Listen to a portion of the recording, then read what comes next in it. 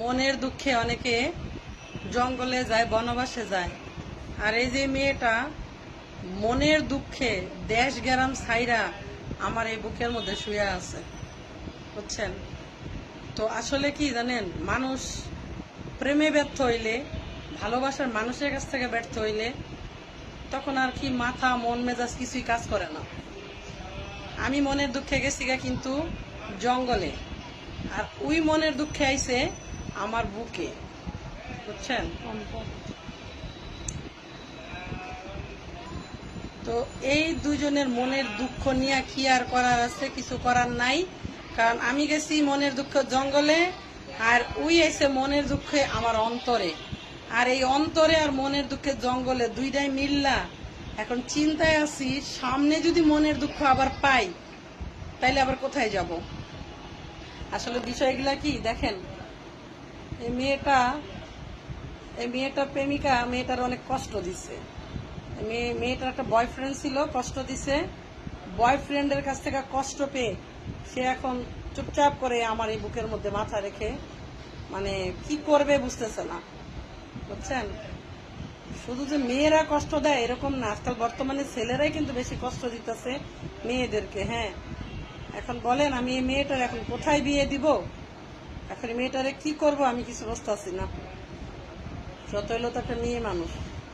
হ্যাঁ, আর এই মেয়েটা ওর কিন্তু বেশি বয়স না, ওর বয়স হচ্ছে মাত্র মনে হয় 25-26 চলতেছে আর কি, ওর বয়সটা আর কি, বেশি বয়স না ওর। তো যাই হোক, এখন বড় বোন মনে করে হোক, বান্ধবী মনে করে হোক, এখন আমার অন্তরে আইসা সুখ করে আমার বুকের মধ্যে শুয়ে রয়েছে। তো ভালোবাসার মানুষ যেন কখনো কাউরে কষ্ট না দেয়, আঘাত না পায়। হ্যাঁ, এই বিষয়গুলো আসলে আমাদের সবারই চিন্তা করা উচিত। দুনিয়াটা তো ক্ষণিক্ষণ চিরস্থায়ী না।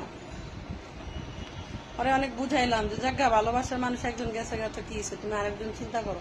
ও বলে যে না আমি ভালোবাসছি মন দিয়ে একজন রে, জীবনটা কাটাবো ওই একজন রে নিয়েই, আমি ওই একটা মানুষের জন্য সবকিছু করতে রাজি আছি। তাই মেয়েদের প্রেম সবচেয়ে খাঁটি আর আসল হয় যদি একবার কোনো পুরুষের প্রতি আসক্ত হয়ে যায়। হাজার পুরুষ আসলো না, সেটার মনে লাগে না। এটা ওরে দিয়ে আমি দেখলাম। আর আমার কথা তো আপনারা সবাই জানেন যে আমি আমার জামের প্রেমে আসক্ত, আজ পর্যন্ত তারে বলতে পারি নাই। যাজ্ঞা, এই মেয়েটার জন্য যেন একটা ভালো ছেলে পাই, দোয়া করবেন। ওর কোনো কিছুর অভাব নাই, বাড়ি ঘর টাকা পয়সা সব আছে, শিক্ষিত মেয়ে। শুধুমাত্র তার ভালোবাসার মানুষটা তাকে একটু কষ্ট দিছে, আর সে ভালোবাসার কষ্ট মেনে নিতে পারতেছে না।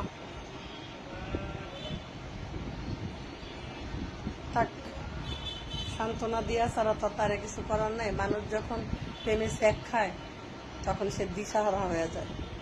এটা হচ্ছে তার প্রমাণ, বুঝছেন? এটা হচ্ছে তার প্রমাণ।